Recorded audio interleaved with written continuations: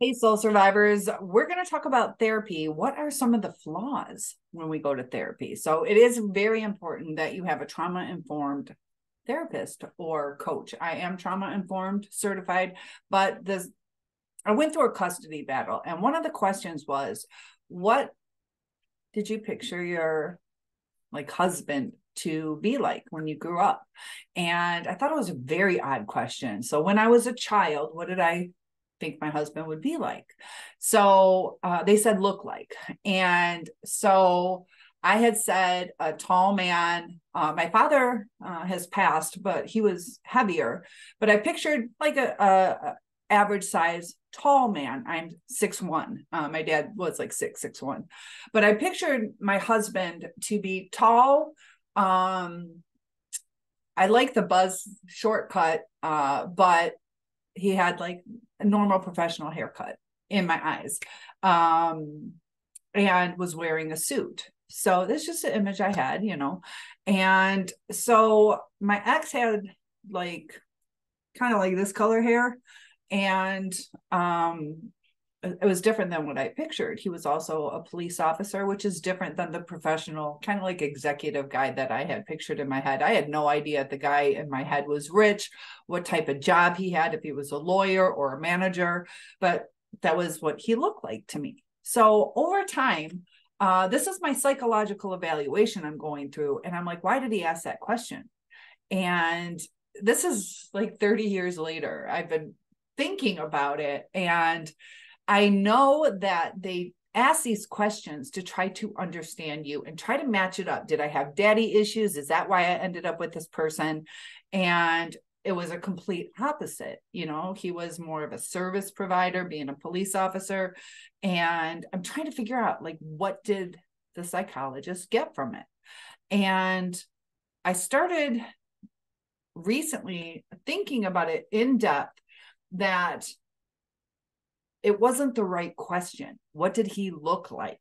And what he probably was hoping for me to say is something like he's responsible or loving or attentive. But you asked what he looked like to me. So I responded what he looked like. And you can say, what do you look for in a person? And somebody might say the outside. Other people might talk about the inside. But based on vocabulary, sometimes we get a different answer. So did I answer the question incorrectly? No, I answered it, but some people might assume that I have maybe a superficial desire for what I want my husband to be. He's got to be, this tall and have dark hair. Now, just because I said he was tall in my mind, does that negate if I would date somebody shorter? Does that negate if I would date a redhead? The guy had dark hair, like black hair. And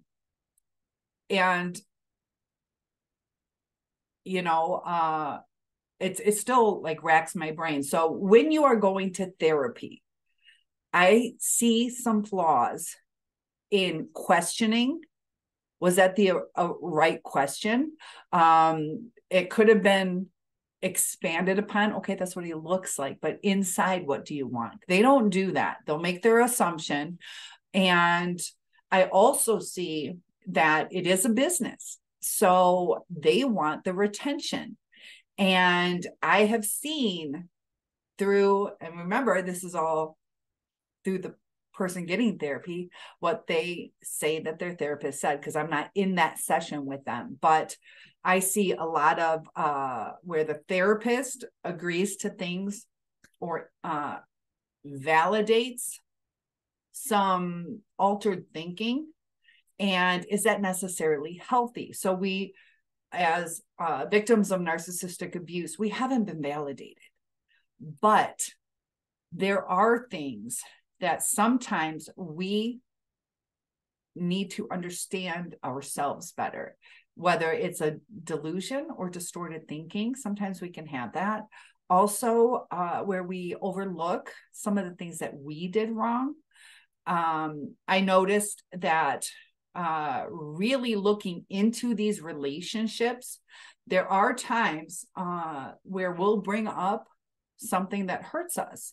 And whether it's in a healthy relationship that's having a struggle, or if it's in a narcissistic relationship, that people start needing stuff to be validated, that they forget to validate the other person. So even in narcissistic relationships, there are times I just see why things escalate sometimes, because sometimes, not always, narcissists are a whole different breed, but sometimes I brought this problem and they said something and they were dismissed. So a lot of things are communication problems, which raise the stress levels. And, when people have stress levels, if they don't have the coping mechanisms, things get toxic. So we do need to have things validated. And sometimes it's sequential where, let's deal with my issue because I brought it up, and then I'll deal with your issue. But I bring this up, but let's get onto the therapy. So I see too much agreeing. Part of therapy sometimes is to let you bring your own solution, because when you bring your own solution to it, that it's you wanting the change. It's your idea. When things are our idea, it's easier to go with it. But sometimes, a therapist can give you some direction, some insights sometimes, but I do see where there are times that therapists are failing. They are agreeing with things or letting people believe certain things that aren't correct, that it's in that delusion state. And also assumptions, because the therapist is going to bring their assumptions, because they're human. They're going to try to stick to being non-biased, unbiased, and look at it from a neutral situation.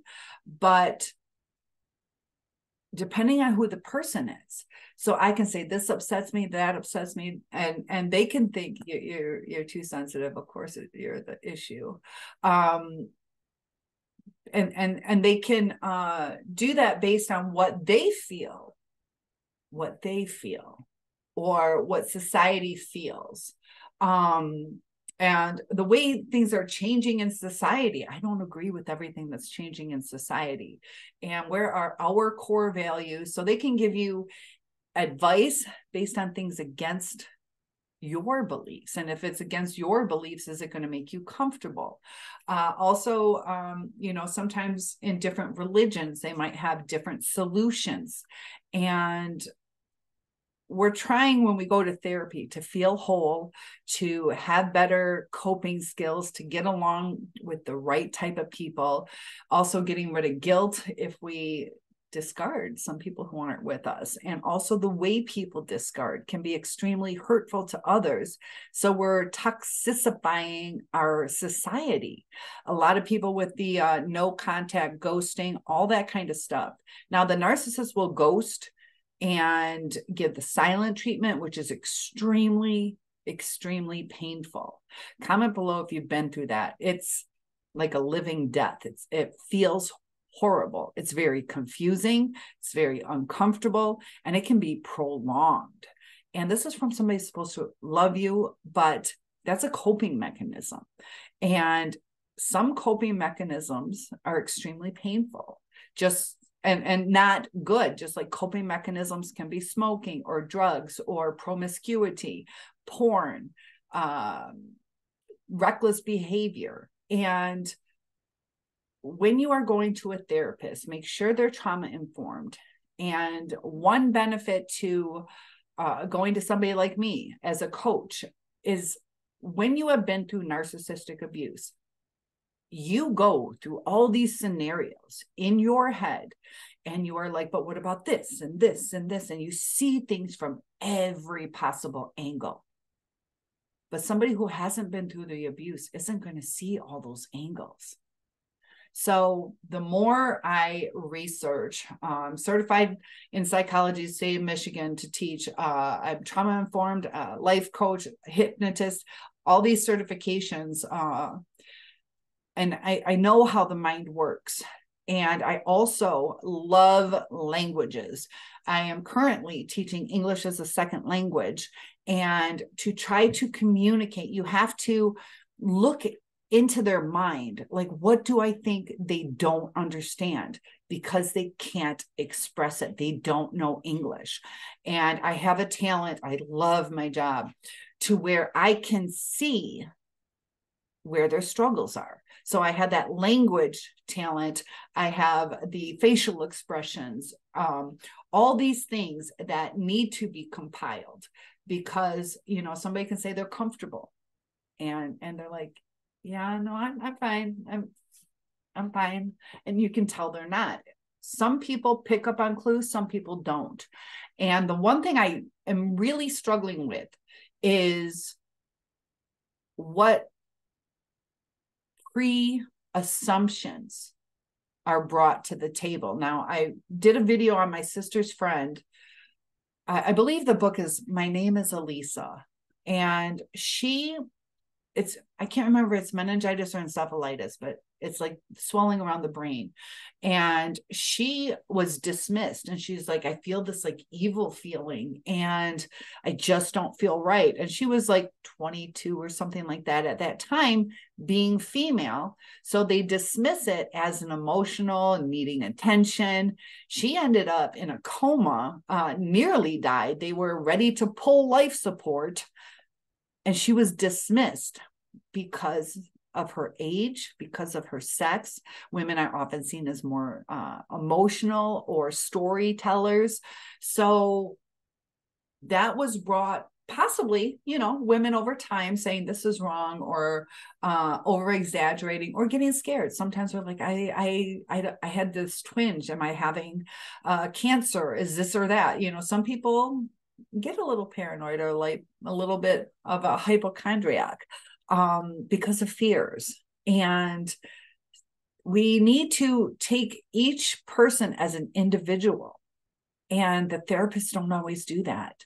So I was thinking earlier that, let's say I'm from Germany. I'm not, but let's say I'm from Germany. I come to the States and they're asking me things, and let's say I'm a teenager and I'm like, yeah, you know, I have a couple drinks with my friends, and they're like, oh, gives into peer pressure. And it's like, I'm from Germany. We drink beer all the time. It's normal. It's not a peer pressure thing. That's just what I grew up around. So do they know the full story? Would they know that I'm native to Germany? Or are they making an assumption because I'm 17 years old that I can't say no to my friends and follow the rules? Or did I take a couple sips at a party of liquor out of curiosity? What does peach schnapps taste like? Is that giving into peer pressure, or is that curiosity? Does that, you know, and the point of this is assumptions, you know, do they know the full story? Let's say somebody told me that smoking cigarettes, I don't know, gives you energy or tastes like bananas. And so you had that curiosity. And are you doing it to cope with stress? Are you doing it out of curiosity? Are you able to, you know, answer your question and let it go? And are you educated enough to know that it could be addicting? If you don't know that, maybe you would try it. And people like start looking at different, you know, you have low self-esteem. Let's say they say you have low self-esteem. And,